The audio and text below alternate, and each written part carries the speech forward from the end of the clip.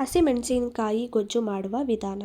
1 ಕಪ್ಪಷ್ಟು ಹಸಿಮೆಣಸಿನಕಾಯಿ, 1 ಕಪ್ಪಷ್ಟು ಹೀರೆಕಾಯಿ, 1 ನಿಂಬೆಹಣ್ಣು ಗಾತ್ರದಷ್ಟು ಬೆಲ್ಲ, 2 ಗೆಡ್ಡೆ ಬೆಳ್ಳುಳ್ಳಿ, ಸ್ವಲ್ಪ ಕೊತ್ತಂಬರಿ ಸೊಪ್ಪು,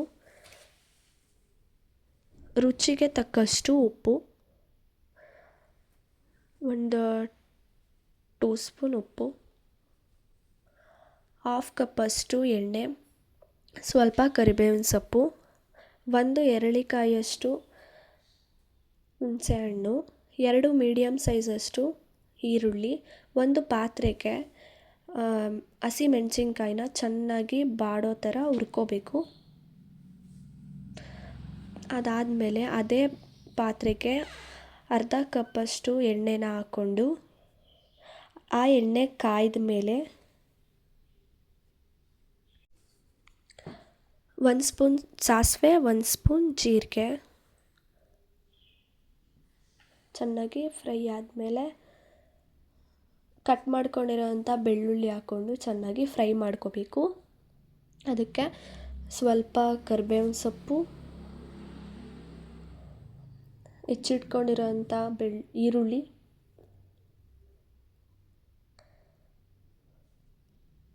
ಹಾಕ್ಕೊಂಡು ಚೆನ್ನಾಗಿ ಫ್ರೈ ಮಾಡ್ಕೋಬೇಕು. ಅದು ಚೆನ್ನಾಗಿ ಫ್ರೈ ಆದಮೇಲೆ ಹುರಿದಿಟ್ಕೊಂಡಿರೋಂಥ ಮೆಣಸಿನ್ಕಾಯಿ ಮತ್ತು ಹೀರೆಕಾಯಿನ ಹಾಕ್ಕೊಂಡು ಚೆನ್ನಾಗಿ ಫ್ರೈ ಮಾಡ್ಕೋಬೇಕು.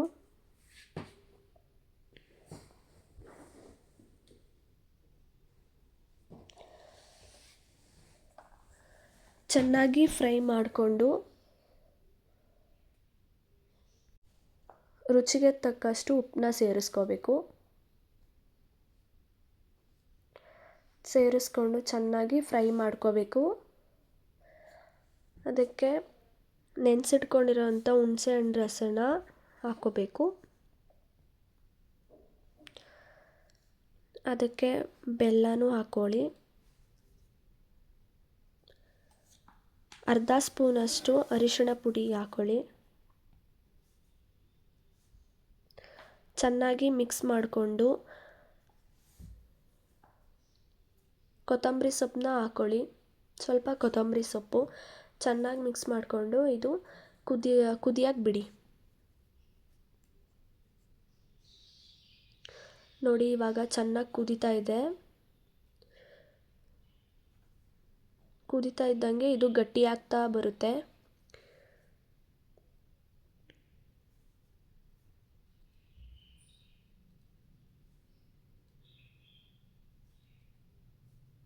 ನೋಡಿ, ಗಟ್ಟಿ ಆಗ್ತಾ ಇದೆ.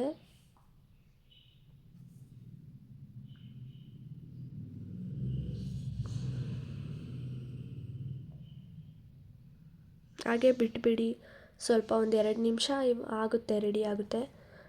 ನೋಡಿ, ಇವಾಗ ಗೊಜ್ಜು ರೆಡಿಯಾಗಿದೆ. ಇದನ್ನು ಬಿಸಿ ಬಿಸಿ ಅನ್ನದ ಜೊತೆ ತುಪ್ಪ ಸೇರಿಸ್ಕೊಂಡು ತಿಂತಾಯಿದ್ರೆ ಸೂಪರಾಗಿರುತ್ತೆ.